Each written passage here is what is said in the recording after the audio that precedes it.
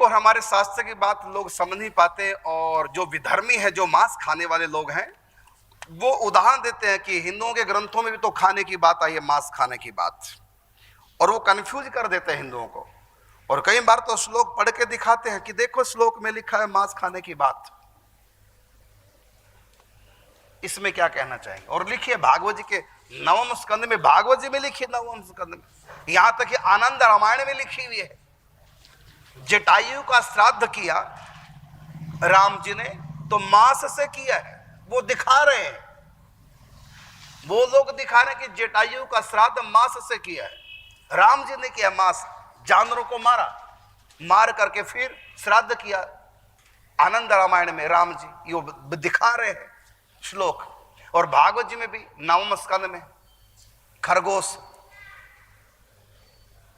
का मांस, और हमारे शास्त्रों में भी है कई जगह, मैंने स्वयं पढ़ा है कई जगह आया है, हमारे शास्त्र में भी है, भागवत में भी है, और कई जगह पर पद्म पुराण आदि में है। हाँ बिल्कुल।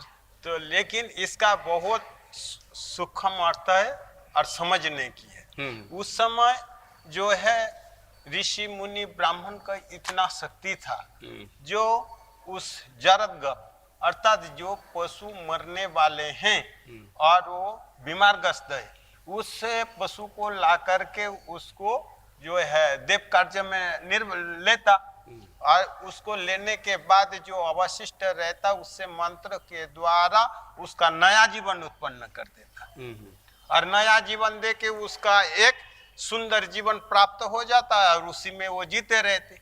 लेकिन वर्तमान में ये ना तो मंत्र के ये जो है शक्ति है, ना ऐसे ऋषि मुनि है।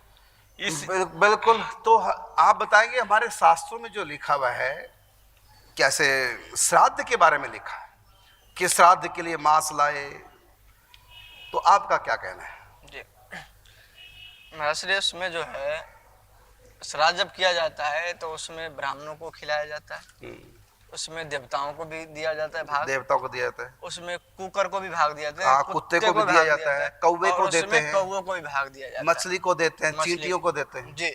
तो उसमें और इन सबको खिलाते हैं, इन सबको जो प्रिय हो वही चीज खिलाते हैं। जी, तो इन सबको इसमें यही दृष्टि देखा जाता है कि जिसको जो प्रिय, जैसे कौवा मांस सबसे ज्यादा प्रिय पसंद है कौवा को, हाँ तो उसको मांस खिलाते हैं, मांस खिलाते हैं, चींटियों को आटा वगैरह प्रिय तो आटा खिलाते हैं। अब चींटियों को हम कोई सब्जी तो खिलाएंगे नहीं। जी जी जी जी। श्राद्ध की जो सब्जी हो तो चींटियां खाएंगे, वो तो मीठा प्रिय, उनको मीठा खिलाएंगे। कुत्ते को मांस प्रिय, उनको मांस खिलाएंगे जी। मछली को गोली, आटे की प्रिय, उनको गोली खिलाएंगे। मतलब हम जानवरों, श्राद्ध में जानवरों को भी खिलाते हैं। तो जानवरों को जो प्रिय है आहार, वही उनको श्राद्ध के नाम से खिलाया जाता था। लेकिन मनुष्य नहीं खाएंगे। नहीं, मनुष्य नहीं। जैसे हम कच्ची गोलियां आटे की मछलियों पर डालेंगे, हम थोड़ी खाएंगे। चींटियों पर हम आटा डालेंगे तो आटे को हम थोड़ी खाएंगे, हम तो रोटी बनाए खाएंगे, आटा कैसे खा लेंगे? वो चींटियों के लिए। ऐसे कुत्ते को मांस खिलाएंगे श्राद्ध का, क्योंकि कुत्ते को संतुष्टि मांस से मिलती है। ऐसी यदि हमने शेर पाल रखा है तो श्राद्ध में उसको क्या भोजन कराएंगे?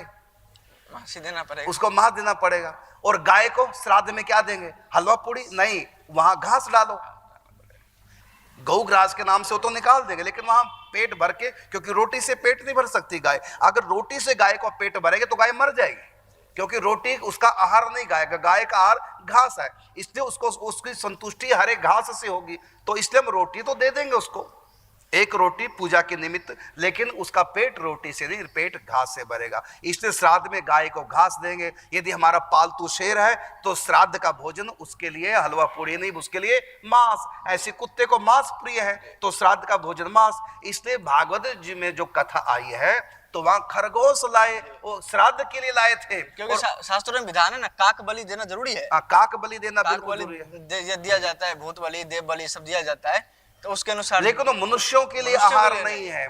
अब हम गाय को श्राद्ध का घास खिलाएंगे, श्राद्ध पितरों के नाम से गाय को, पितरों की प्रसन्नता के लिए। अब घास का मतलब थोड़ी कि हम भी खाएं, हम मनुष्य हैं, हम थोड़ी घास खाएंगे। इसी प्रकार कुत्ते को मांस खिलाया, लेकिन हम मनुष्य, हम थोड़ी मांस खाएंगे।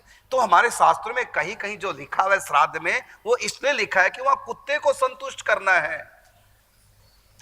तो जो मांसाहारी, तो कुत्ते का प्रिय भोजन मांस ही होता है। और एक महाराज श्री ने सावधानी बता दी है कि सबको नहीं मारते, उसको मारते जो व्याधिग्रस्त हो या जो खूंखार हो गया हो।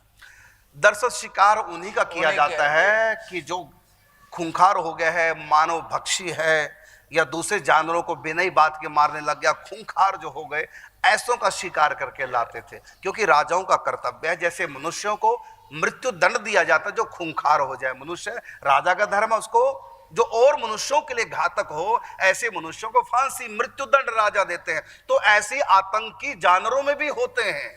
तो आप भी पकड़ के ले जाता है हाँ। वन तो विभाग। आज भी वर्तमान भी होता है, शेरों को ले जाते हैं पकड़ के, अगर बस्ती में आ जाए तो जो खूंखार हो जाए तो उसको मार देते हैं, मृत्यु दंड होता है। तो ये मृत्यु दंड राजा देते हैं। कैसे देते हैं? तो शिकार खेलने जाएंगे, वो जो खूंखार जानवर हैं जो आदमखोर हो चुके हैं उनको युद्ध में उसमें शिकार में मारा जाता था, उसकी बलि दी जाती थी कुत्तों को, कौवों को, क्योंकि कौवे को भी मांस प्रिय है तो कौवों को उनकी बलि दी जाती। तो हमारे शास्त्रों में जहां जहां मांस की बात आई है उसका एक कारण, उसमें श्राद्ध के बारे में मांस आया, तो इसका मतलब ये नहीं कि हम पितरों के लिए मांस देते थे, नहीं, क्योंकि पितरों के पास ब्राह्मण को खिलाई हुई ना तो खीर जाती है और कुत्ते को खिलाया हुआ ना मांस वहां जाता है, वहां जाती है इनको जो हम संतुष्टि देते हैं वो संतुष्टि उनके पास पहुंचती है। तो ब्राह्मण को खीर से संतुष्टि और कुत्ते को मांस से संतुष्टि, इस प्रकार हम कुत्ते को मांस डाल करके अपने पितरों को संतुष्ट करते थे, न कि